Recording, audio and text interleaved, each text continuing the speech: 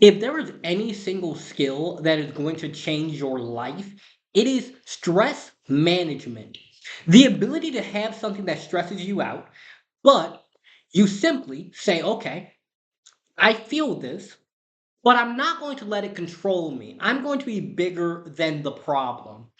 Because in my life, I have many things that suddenly pop up regarding my business, regarding how people act towards me, regarding people who DM me things that I don't enjoy. It happens. But if I allowed what happens to break me, I wouldn't be in the position that I'm in. And what we're going to talk about today is number one, why is stress management so important? Number two, what can you do about it? And number three, some real world examples that I have dealt with today. Get your notebooks. This is going to be a good one.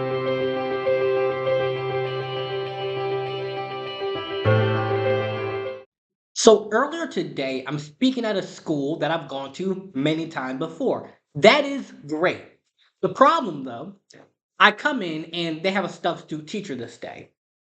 And these kids are on their phone, they're having side conversations. It was a mess. I had to tell them 5 times to get off their phones and pay attention.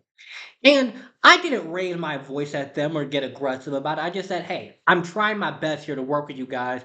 If you guys don't want me to be here, let me know and I will leave. Then they started paying more attention and then they went back to their phones. And I said, all right, I'm just going to, get through this. That little like gulp thing that happens right there, it pops up whenever I'm stressed. But I said to myself, I'm just going to get through this, do the best I can, and then go about my day. Because if I allowed that stress, if I allowed the frustration of feeling like they're disrespecting my time, if I allowed the inconveniences that popped up today, if I allowed all that to get deep under my skin, I would have some problems. But instead, I said, all right, I cannot control how they act, but I can control what I do. I can do the best I can with what I've got. And just because your best today isn't the same as your best yesterday or the day before that doesn't disrespect or, well, it doesn't disregard how good you actually are. It doesn't mean that just because one person doesn't see your value, that you're not valuable. It doesn't mean that just because it didn't work this time, doesn't mean it won't work the next time. Another thing that comes up for me, people who have been watching my channel consistently, I've said this many times. I really, really do not like it when people email me and they're telling me, like, hey, Lawrence, I can help boost your video engagement. I can help you boost your video views. I could do this for you. I could do that for you.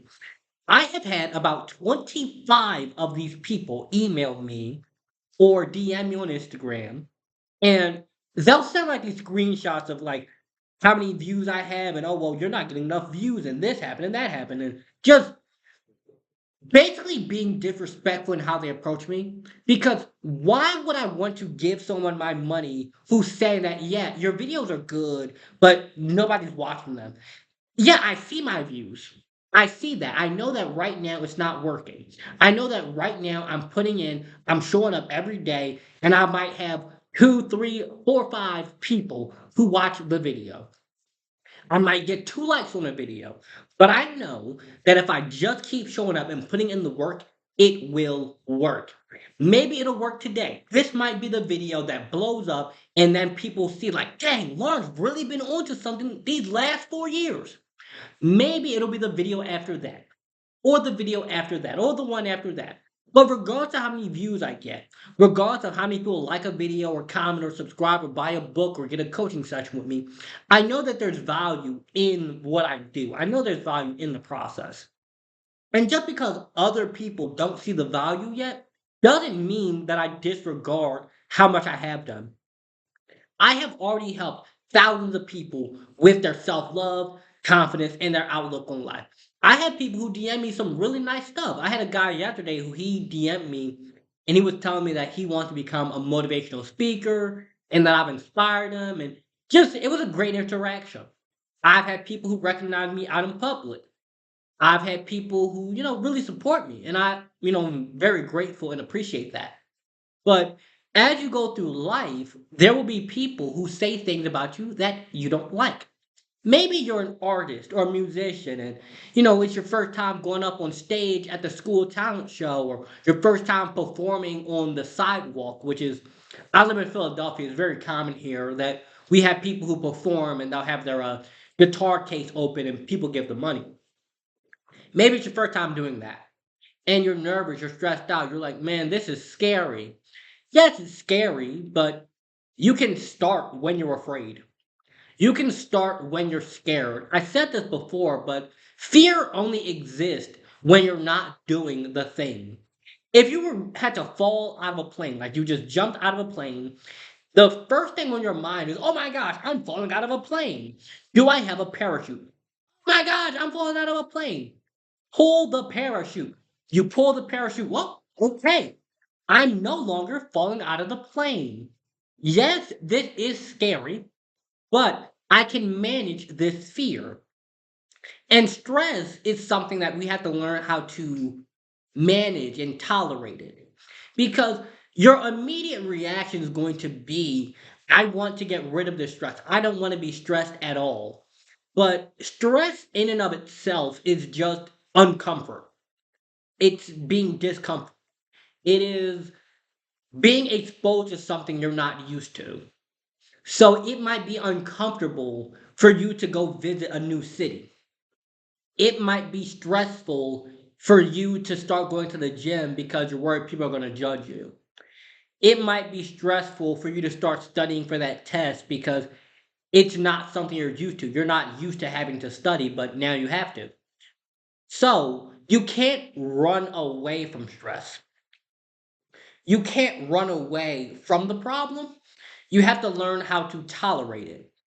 You have to learn how to be in the fire, but not allow the fire to burn you. Yes, it's hot. It's going to burn, but you don't have to allow it to burn you alive and, cook you from the inside out. Because the people who succeed are the ones who learn how to tolerate and manage that stress. They learn how to notice, okay, I'm having this emotion. This situation happened. This person did this thing. This thing happened to me. But just because this thing happened to me does not mean that I must allow it to break me. Yes, you may have gotten fired from a job. You might have failed a test. You might have had somebody say something mean about you. Your girlfriend or boyfriend might have broke up with you. Yes, that happened. Yes, that is stressful. Yes, we don't like that. However, it does not mean that we have to allow this thing to destroy us and we start spiraling. Because we will have a problem such as my girlfriend broke up with me, and then we'll think, oh, well, she doesn't love me. Nobody loves me. I'm going to die alone. And we'll just start spiraling about it. But the reality is that your girlfriend broke up with you and it sucks. However, that does not mean that you're gonna die alone and starve on the street and nobody's ever gonna love you. And you see, like, how much worse we're making the problem in our head than it actually is. Just because a job fired you doesn't mean that I'm gonna go, I'm never gonna have money, I'm never gonna pay my rent, I'm gonna become homeless, I'm gonna starve and die on the sidewalk. No, your job fired. Yes, it might be challenging because you need money to pay for rent and you don't have a job, so you might have to go move back in with your family. Yes, your job might have fired you, so you don't have money to get the new shoes you want. Yes, it is uncomfortable and it is annoying. However, it is possible to get another job. Overnight, maybe not. In a week, maybe not. However, it is possible to get another job. You're not going to die. Oh, I want to go to the gym, but I'm scared people are going to judge me. They might, they might not. They might look at you because you're new. They've never seen you before. They might look at you because you're wearing a purple shirt or something, and they don't see that. Or it might be your necklace, or it might be your hair. But that doesn't mean that they're judging you. You were making the problem so much worse in our head than it actually is in reality. So the first tip for managing stress is notice when the stress comes up. Like, okay, this thing happened. I'm feeling this way. It, ooh, yeah. Instead of me spiraling about it and allowing it to completely destroy my day, let me just catch it and say, all right, this happened. Why do I feel that way? I feel that way because it made me feel disrespected. It made me feel like this person doesn't care. It makes me feel bad. Okay, now ask yourself, is it, yeah, let me get some water before. Yeah, we're just gonna leave that in there. Yeah, whenever I'm stressed out, my throat starts closing up. But you have to catch yourself and notice, is the problem really as big as I'm making it in my head? Like, really? Is it as bad as I'm making it in my head? No? Okay, I'm making it worse than it is in my head. Let me just take a step back, breathe, maybe journal, go to the gym, or listen to some happy music to calm myself down. Now, if it is really, like truly, as bad as you're making it in your head, then ask yourself, what can I do? Like, what's the best move that I can make? What is the best thing I can do? Okay, I'm getting evicted from my apartment and it's as bad as I say it is. Let's say that's your situation. You're getting evicted from an apartment and it really is as bad as you say. You're getting kicked out, you're about to be put on the street, it's going to be bad. All right, this sucks. What can I do? I can move back in with my family. I can get a cheaper place. I can go live with a friend. I can go to a shelter if that's the worst case scenario. Yeah, it sucks, but what the best thing I can do? Another tip that you can use is whenever that stress comes up, kind of sit with it. Like sit with it for a little moment. It might sound a bit backwards, like, where's how is me sitting with the problem going to make it easier for me to manage it? Because you'll learn that, okay, I'm bigger than this. I'm not controlled by this.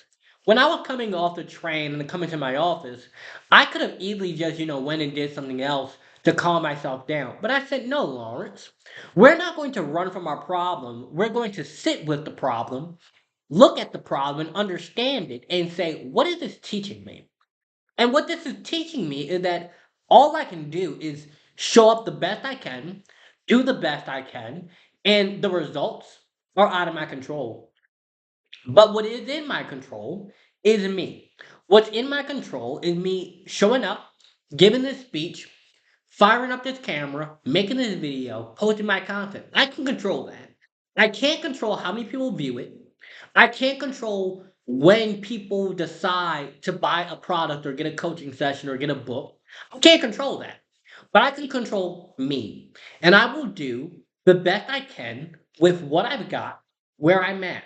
No matter if I'm stressed out, no matter if I'm happy, no matter if I'm mad, no matter if I'm sad, I will do the best I can with what I've got, where I'm at, in the state that I am in. And with that said, I hope you guys enjoyed this video. Yeah. Like I said multiple times throughout this video, whenever I'm stressed, my throat and my nose and my whole face just it starts doing that. It starts acting up and making noises and whatnot. But I hope you guys got value from this video. Make sure you like, comment, share, and subscribe. Also, you can find my social medias below, as well as signing up for my next event on breaking limiting beliefs and getting one-on-one coaching session with me. With that said, have a great day.